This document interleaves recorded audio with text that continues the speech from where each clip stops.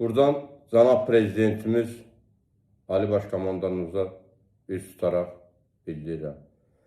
Bildiyiniz kimi 28 mayda bugünkü tarixdə müstəqilliyimiz günündə məni Türkiyənin Antalya şəhərində vurdular.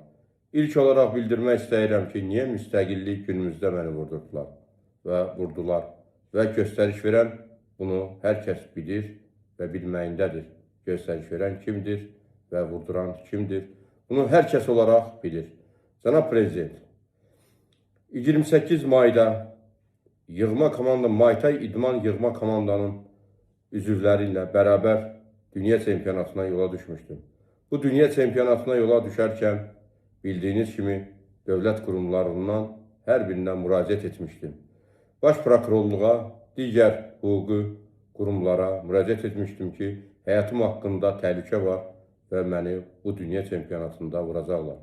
Və bununla bağlı bütün müraciətlərimə baxmayaraq, dünya çempionatında mənə qarşı törədilən sui-qəsd və tapşırıqla olan bir sui-qəsddir. Professionallar tərəfindən vurulduğum və kiralıq qatillər tərəfindən həyata keçirilmiş bu sui-qəsd bildiyiniz kimi Azərbaycanda da, Türkiyədə də böyük səs-küyə malik oldu. Bu səs-küylərin malik olmasının səbəbi bu günləri bildiyiniz kimi 3 nəfərə hər birindən 17-8 ay iş veriblər. Ancaq buna baxmayaraq bildiyiniz kimi sifarişçisi hələ də həbs olunmur və cinayət işinin açıq olması da Türkiyə Respublikasında qalıb. Bununla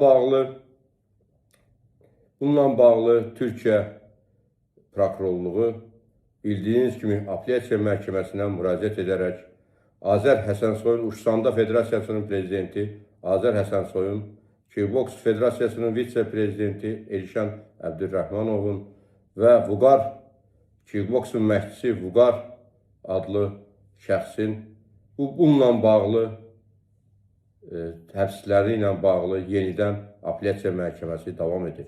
Buna baxmayaraq mənim vurulmağım üçün göstəriş verən şəxs bu gün də hələ də söyləyir ki, mən işimdə oturmuşam, işimi idarə edirəm və Azərbaycan bir idmançısını və siz tərəfindən Cənab Prezident evlə, fəxri fərmanla və digər adamlarla, digər titullarla qiymətləndirilmiş bir şəxsi bütün Dünya Federasiyasının önündə kiralıq qatillər tərəfindən vurdurulmaq əlbəttə bu bizim